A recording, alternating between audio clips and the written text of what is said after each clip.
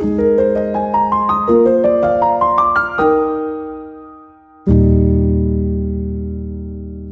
quando é que entrou o ciclismo na vida da senhora? Então, o ciclismo, eu estava em depressão. Estava engordando bastante. E fui na RGV Bike, um abraço para você, Raimundo. Olha a propaganda aqui no podcast. Faz um pix aí depois pra gente. Então, eu fui lá para trocar uma bicicleta, para colocar uma cestinha na bicicleta, porque eu estava sem fazer exercício, isso há uns 3 anos atrás. E encontrei com um amigo, professor de educação física. Eu sou professora de educação física, né? Trabalhei no município 30 anos. E ele estava lá e ele falou assim, não, você não vai botar cestinha nessa bicicleta, não. Foi a época do 13º, julho de 2020, se eu não me engano. Ele falou, você recebeu o 13º, você vai sair daqui com uma bicicleta profissional e você vai vir pedalar com a gente. Você vai conhecer lugares incríveis, você nunca mais vai querer deixar de pedalar. E foi assim, deixei minha bicicleta, uma Caloi CC com a cestinha lá e saí de lá com uma bicicleta semi-profissional e comecei a pedalar com a RGV Bike, que foi um divisor de águas na minha vida. Eu emagreci 10 quilos, fiquei com um corpito de princesa. Só para animar as mulheres aí, né, que tudo é possível, não pedale sozinha, pedale sempre com alguém, com um grupo. Infelizmente está tendo muitos atropelamentos, os condutores não respeitam, né? A gente precisa investir na educação. E isso foi um divisor de águas na minha vida, porque o exercício é completo. Você pedala, faz amigos, nem sente que pedalou. Tem que tomar um Dorflexzinho depois, quem está começando, né? Pedalar com segurança, então tem esse passeio, posso anunciar o passeio de terça-feira da RGV Bike, toda terça, com carro de som. E se você tem uma bicicleta em casa, pode começar a pedalar com a gente às 19 horas na Avenida Alhambra. Eu lembrei aqui da questão da educação, estava lendo uma pesquisa essa semana sobre a Coreia. A Coreia, em 1960, se eu não me engano, estava no mesmo patamar do Brasil em questão de países subdesenvolvidos. E o que a Coreia fez que deu um salto de 20 anos na frente do Brasil? Investiu na educação, que não é o que o nosso país tem feito. Então, um recado aí para os líderes que estão no comando, né? Os gestores, governadores, prefeitos e presidente, que possam investir na educação. A gente está com as nossas universidades abandonadas, não há investimento aí no Enem. O último concurso da PM, infelizmente, foi cancelado. Que vergonha nacional isso. Né? A gente tem aí filmagens da pessoa correndo, chegando atrasada, mas não investe na educação. E a Coreia deu um salto aí de 20 anos porque investiu na educação. E é por isso que eu quero ocupar um cargo aí de liderança para que eu possa fazer algo pelo nosso bairro, pelo nosso município e pelo nosso Brasil, quem sabe. E você deve também pensar nisso. Ocupe o lugar de poder, ocupe o lugar das decisões. Ao invés de ficar só reclamando, ocupe o lugar das decisões, porque a gente, quando está num lugar da decisão, o pastor sabe disso, e eu acho que ele perde até noite de sono, ele precisa planejar, ele precisa ter um planejamento, ele precisa pensar, ele precisa conhecer daquele assunto para que ele possa tomar decisões no lugar que ele lidera. E ele está lidando com vidas. E, aliás, a Bíblia diz, pastor, que você vai dar conta com temor e tremor. Exatamente. Né? Temor e tremor, porque você está lidando com almas, você está lidando com vidas. E você precisa investir nessas vidas, acolher essas vidas, entender essas vidas e entender de gente. Né? Jesus gostava de gente, Jesus entendia de gente. Eu fico lembrando daquela passagem da mulher samaritana. Ele não chegou acusando, você tem 5 maridos, que eu já tive 2, né? Então... Então, assim, ele não... Você tem 5 maridos, você já teve 5 maridos, você é isso, você é aquilo. Ele poderia ter humilhado aquela mulher. E a passagem, né, você lendo a passagem bíblica, você vê o amor com que Jesus acolheu aquela mulher ali, e aquela mulher saiu dali nova criatura e foi pregar o evangelho para aquela cidade. Voltou para pregar. E é isso que a gente tem que fazer com a nossa vida, todos os dias. Levar essa esperança, estar com o coração aberto e deixar que esse poder do Espírito Santo entre na nossa vida, gerencie a nossa vida, para que as pessoas possam ler a Bíblia através da nossa vida, para que a gente tenha uma cidade melhor, né? Porque a questão da violência é uma pessoa convertida, ela não vai repetir os atos dela. Se ela furta, ela vai deixar de furtar, ela vai deixar o dinheiro em caixa. Se ela mata, ela vai deixar de matar. Então, tem jeito? O Brasil tem. A Bíblia diz que o Brasil será celeiro.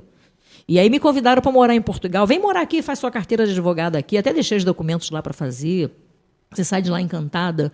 Mas quando eu leio lá o livro de Ezequiel, dizendo que a guerra vai começar pela Europa, o Brasil vai ser celeiro. E eu pensei bem, falei, não, é por aqui mesmo que eu vou ficar. Vou lá, copio as ideias, mas é por aqui que eu vou ficar, porque a gente precisa assim, pregar o evangelho para que a gente tenha uma sociedade melhor, que deixe de matar, que deixe de furtar, e que invista, de fato, que tenha compromisso, né? Porque uma pessoa convertida, a nova criatura, ela dá frutos, e dá frutos saudáveis e produtivos, e é para isso que a gente está aqui.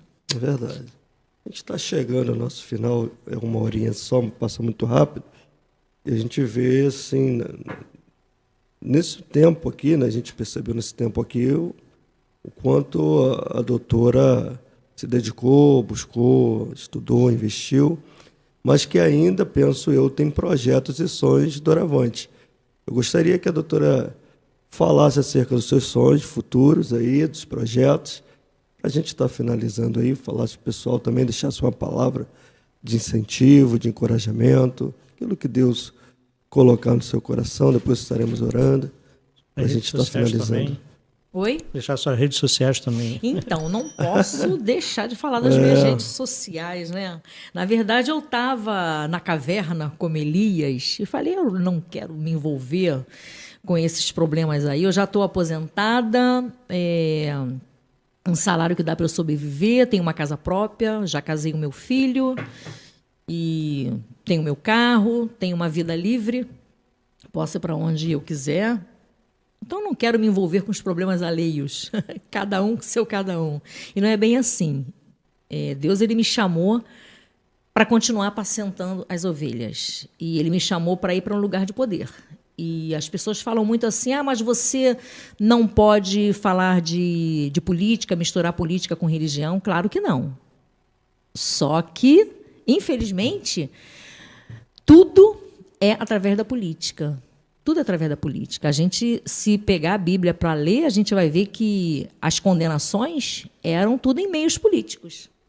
A gente vê a vida de Paulo, Paulo foi preso. A gente vê Pedro foi preso, foi isolado numa ilha por questões políticas. Então, a política, sim, que dá jeito em tudo. Tudo é envolvendo o governo. A gente vê o imperador de Roma fazendo atrocidades, né, jogando as pessoas ali na cova dos leões. E a diversão daquele povo naquela arena, eu estive lá pessoalmente em Roma, a diversão era ver aquelas vítimas sendo comidas pelos leões. Tudo é uma questão política. A política é uma coisa linda, é a política que resolve tudo num bairro, numa cidade. Então, eu achei que eu ia descansar. Eu agora estou aposentada, então eu vou descansar, eu vou curtir a vida, né? E aí vem sempre aquela palavra, aquele que tentar salvar a sua vida, perdê-la.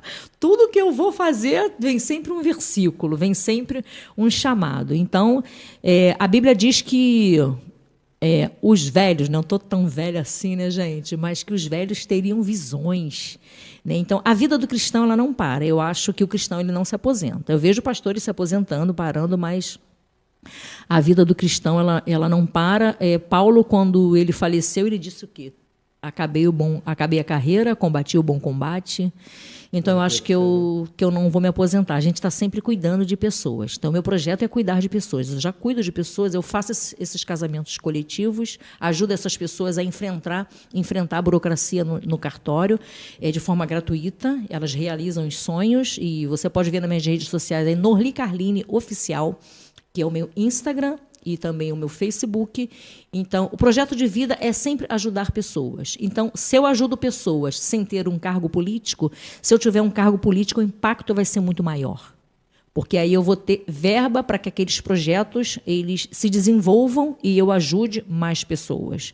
Então, o meu projeto, de fato, é ocupar um cargo político. Esse é o meu projeto, mas a palavra de Deus em Salmo diz também que o homem pode traçar planos, mas a palavra final vem do Senhor. Então, por enquanto, estou nesse caminho, sendo uma política, sem cargo ainda, defendendo a bandeira da família. Por isso, estou na vara de família trabalhando com casais e faço a minha parte para que essa família permaneça. O investimento é na bandeira da família e também na área do esporte. Eu sou ciclista, né? Eu pedalo, então eu vejo o esporte no estado do Rio de Janeiro, no município do Rio de Janeiro, muito abandonado. Nós temos uma falta de segurança muito grande para pedalar, inclusive à noite. Não tem vias iluminadas. Durante o dia não tem câmeras nas vias, que é um dos meus projetos, colocar câmera nas vias, incentivar o esporte, porque se eu tenho um sistema de saúde no Rio de Janeiro falido, o SUS, e as pessoas entram na fila do CISREG para poder conseguir, por exemplo, uma cirurgia, muitas das vezes ali é falta de exercício físico. Então, eu defendo a bandeira do esporte, sim, porque quando você cuida do teu corpo, que é o templo do Espírito Santo, quando você tem uma alimentação saudável, você cuida do teu corpo praticando atividade física, você evita a depressão também, porque você vai produzir substâncias que vão ajudar no teu corpo, que é a endorfina, noradrenalina, sertralina. Então, tudo que é fina, você vai conseguir ter um bom sono. Então, defendo a bandeira do esporte e também a bandeira da família. Então, o meu projeto é, sim, ocupar um cargo político para que eu possa impactar muito mais pessoas aqui no município do Rio de Janeiro.